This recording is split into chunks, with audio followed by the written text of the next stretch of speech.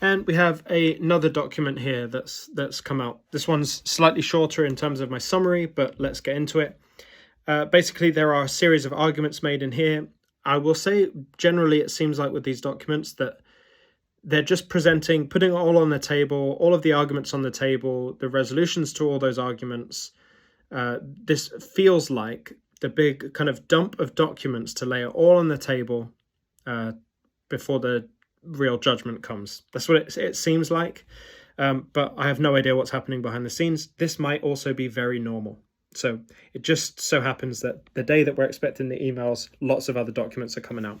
So some of the arguments that are being made in this document says that the document argues that the SEC cannot prove that XRP holders were led to expect profits solely from the efforts of the defendants. That's all on page 73. It's also argued that the US securities law does not apply, ready for this word, extraterritorially. And that basically means that this whole securities law doesn't apply around the world, and the SEC basically have to define each individual sale to show that it's basically the whole thing is domestic. I'm not sure I fully understand all of that, just be completely transparent.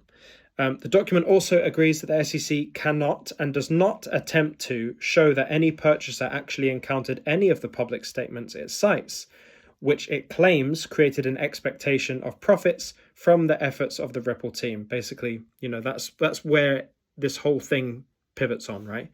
It's saying that the SEC cannot show that any purchaser actually encountered any of the public statements that it said, and therefore no one had the expectation of profit. It's also argued that Ripple's contracts for the sale of XRP imposed no post-sale obligations on Ripple to act on the behalf of the XRP recipients. That's on page 45. It all seems from the documentation, me not being a lawyer, that everything is weighted on the side of Ripple. Whether that means there's a win or a settlement, nobody knows.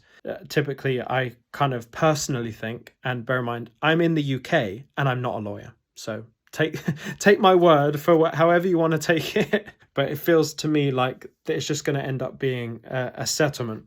However, the documents make me feel like Ripple could win because it seems very one-sided. It seems very Ripple-centric. With that said, we may get more documents later on today that are SEC-centric, and then there's a balance to that argument. So if you want to stay tuned when I discover new documents and I start talking about them, I'm just checking here to see if there's any more that actually need to come out here. Yeah, I think there is. I think there's one more. All right, we'll get into that now. Stay subscribed, stay tuned. See you in the next one.